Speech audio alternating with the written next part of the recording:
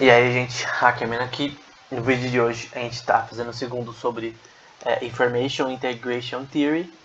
E agora a gente vai ver no artigo que a gente está lendo a nova interpretação relacionada à integração da informação, aqui nesse artigo. Que vai falar, na verdade, que a nova formulação deles, né, as mudanças deles, basicamente foram baseadas na questão experimental da neurociência, né, aplicando a teoria na prática, enquanto minimizando, né, o ideal ou completamente removendo questões controversas da filosofia, né?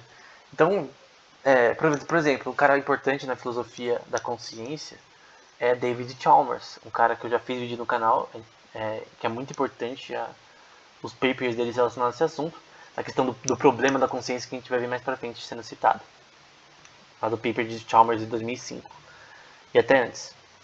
Ele é da Austrália, doutor em filosofia da Austrália, atualmente eu acho. E basicamente as ideias principais dessa teoria da integração da informação, elas eram meio que vagas no momento. Então basicamente o que eles vão aplicar aqui é um modelo um pouco mais baseado na neurociência. Um modelo um pouco mais científico na prática. E eles vão representar três coisas que vão ser importantes no artigo deles. São, primeiro, os conceitos fenomenológicos de estratégia, que a gente vai ver mais pra frente. Mas essa parte do fenômeno, acho que eu pus errado, é fenomenológico, né? Não me. Ali eu escrevi errado. Fenomenológicos, se não me engano. Enfim, é uma parte importante por exemplo, do problema da consciência, né? De que a consciência em si, na parte da experiência, né? De você, por exemplo, ver um filme e você ter uma opinião de um filme. Sei lá, você tá. Uma série, vamos supor, você vê Lupin, né? Alguma coisa assim, uma série que eu tô gostando agora. Você vê Avatar, a Lenda de Korra, a Lenda de Aang. E as opiniões das pessoas relacionadas àquela série vai ser diferente. Elas viram a série da mesma forma, não mudou nada, né? A experiência é de uma forma assim, mecânica, ela foi a mesma. Mas por mais que as pessoas assistam a mesma coisa, elas têm interpretações daquela coisa diferente. É o que a gente chama na psicologia de ego, né? Da questão de você, da forma que você interpreta o mundo. Ego segundo Freud, né? E essa parte fenomenológica da consciência vai ser importante mais pra frente, na parte da experiência. O representacionalismo, né, de representar imagens abstratas como imagens que a gente vê no nosso cotidiano, como coisas físicas que existem, né? Então, por exemplo, você olha pro seu boneco do Thor, você olha pro, sei lá, pra lua, pro sol, não, aquilo lá existe, né? Eu tô vendo. Mas você consegue representar o que é cada coisa através da sua visão, da sua audição, e você consegue representar as coisas através dos seus sentidos, né? No geral. E o seu cérebro processa isso e representa para você. Então, toda vez que você vê um teclado, vê um mouse, você sabe o que é aquilo por causa que o seu cérebro consegue processar essa informação e reconhecer os padrões que definem um teclado, um mouse, enfim. E depois o ilusionismo, né? Que é uma coisa que eu não creio, né? Que vai uma teoria que diz que a consciência é só uma ilusão, né? Que a consciência é somente tipo uma coisa que parece que existe, mas não existe. É só uma ideia vaga da mente que não deveria ser considerada. E aqui, David Chalmers, né? Antes do que eu pensei que estava mais pra frente, nos slides, o problema da consciência, né? E eu já fiz vídeo sobre o Chalmers. Do paper dele, eu acho que de 95 também. Aqui eles vão dizer que uma definição dialética, né? Desse problema. Que a consciência fenomenológica é o que tem sido debatido, né? Debatido como o difícil problema da consciência. E aí ele vai dizer aqui da questão da consciência fenomenológica, assim como a consciência ou experiência. Então, beleza. David Chalmers ele divide esse problema da consciência em dois aspectos: o aspecto fácil e o difícil. Então, os problemas da consciência eles são dois: duas arquiteturas, uma fácil e outra difícil. A fácil é coisas que a gente já sabe do cérebro. A gente consegue, por exemplo, usando, por exemplo, ressonância magnética, entre outras tecnologias, a gente consegue ver a forma que o cérebro age, as partes do cérebro que estão ativas na fala, capacidades motoras, braços, pernas, enfim. De repente, há pensamentos específicos, as áreas que são acessadas, determinadas tarefas, durante o sono, durante qualquer tipo de evento que você faça, você consegue sim saber o que está acontecendo. Não só da maneira de você saber como as partes do cérebro que estão reagindo, mas você também sabe como elas reagem, né? A neurociência atual, ela sabe como funciona as partes do cérebro entre si, relacionado a, por exemplo, o tálamo é relacionado a essas questões, o cerebelo é relacionado a essas questões. Então você consegue dividir algumas áreas do cérebro e falar, é isso que o cérebro faz para cada coisa. Você também consegue, de maneira genética, e também metabólica, né? Você consegue saber os processos metabólicos relacionados por exemplo, a passagem de informação no cérebro. Você consegue ver neurônios, a forma que os neurônios se interagem de certa forma através de tecnologias como ressonância magnética, entre outras, emissão de positrons. Mas enfim, essa é a parte fácil. Aí você pode falar, pera. Como assim a parte fácil é a parte tipo mais científica possível que a gente conhece?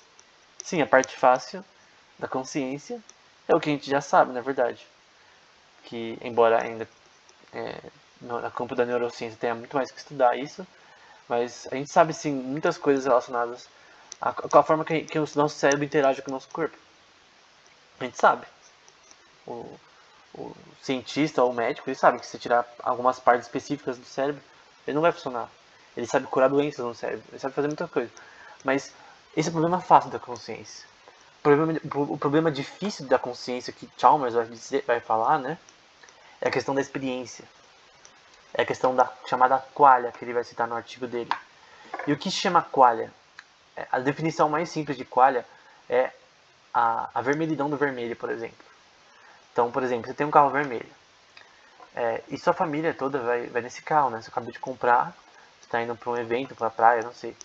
E basicamente você vai nesse carro vermelho. Só que todo mundo sabe que é vermelho. Todo mundo não tem nenhum problema visual, né? Ou mental relacionado à visão.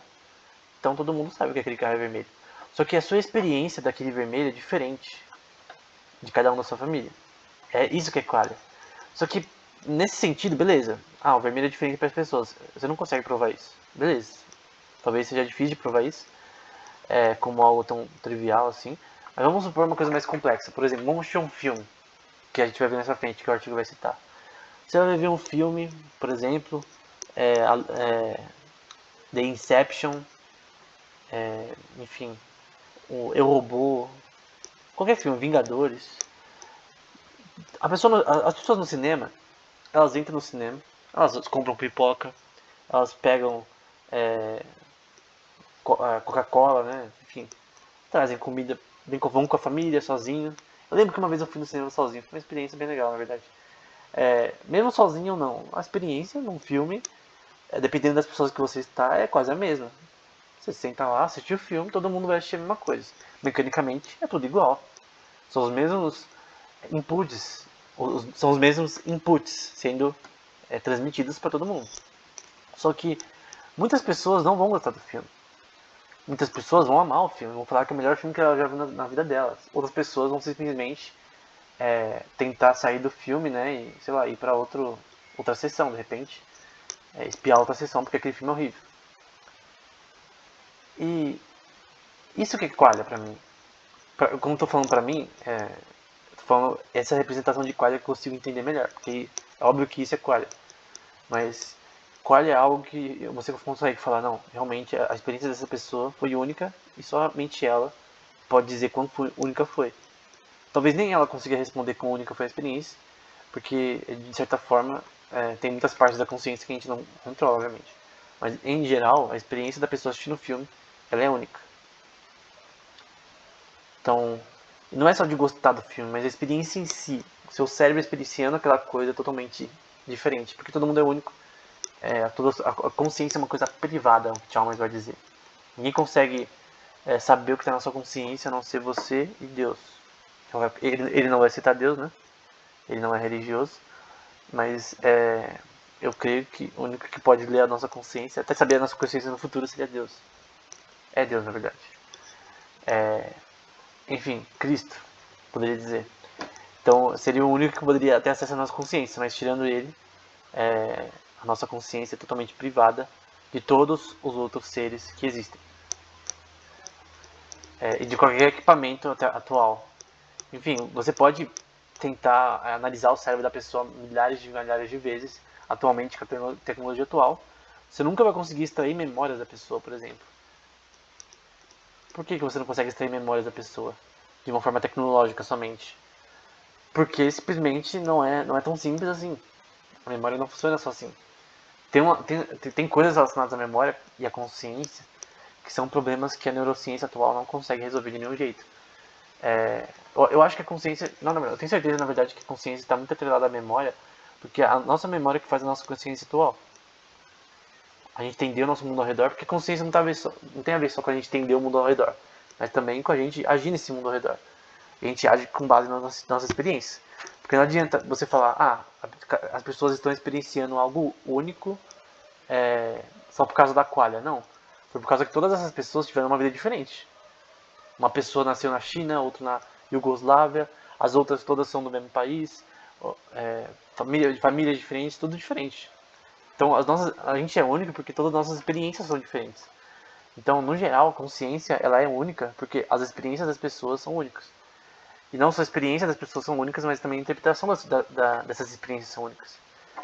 Então a gente tem a parte do ego, que é uma coisa única. O ego é o que muda a nossa percepção da realidade, né, do mundo externo, segundo a psicologia. Isso é bem básico, né? Primeira aula aí na psicologia. Então, nosso ego interpreta o mundo ao nosso redor. A nossa consciência, ela permite que a gente tenha a experiência. Essa experiência é armazenada em nós. E ela é usada pela consciência sempre. Então, sempre que você vai assistir um outro filme, você tem a experiência dos outros filmes que você assistiu. E baseado nessas experiências que você vai assistir aquele filme que você está assistindo agora. Você vai jogar futebol, basquete, vôlei. Você vai jogar baseado na sua experiência. Porque a pessoa vê lá você jogando e fala, nossa, o cara joga tão bem, mas o cara joga bem porque ele tem experiência. Eu tô lendo um mangá agora chamado Kingdom, né? E junto com ele eu tava lendo um livro de Sun Tzu, né? Finalmente eu terminei. A Arte da Guerra, né? E eu vi a relação dos dois, né? Desse mangá que passa no mesmo tempo, né? Que o mangá muito famoso, por sinal. E que o livro do Sun Tzu, né? Se não é a mesma época. Da época do Reino dos Combatentes, né? Na China, né? Antes de Cristo, uns 200 anos antes de Cristo, ou 300. Enfim. E eu vejo a questão que ele fala da experiência, né? Se você não tem experiência, não adianta. Pode ter todo... Não adianta. A experiência é a coisa mais importante numa guerra, por exemplo. Se você não tem experiência, você não vai ser bem sucedido. E é por isso que todos os grandes generais, eles são fomentados pela experiência. Então, não adianta você ter qualidades de general naquela época. Você teria que ter experiência para ser um general. Enfim. Todas as áreas da vida é baseada na experiência. E essa experiência é definida pela consciência, que é única. Então isso é importante. Isso é muito importante também para a inteligência artificial, né? Para a gente fazer um sistema inteligente, a gente tem que entender como a consciência funciona na parte física, na parte química, na parte neurológica, que seria que uniria as duas, a parte física e química da consciência no cérebro, para depois definir a forma que a gente pode criar ela artificialmente no computador. Então, basicamente isso que eu falei relacionado ao problema da consciência de Chalmers.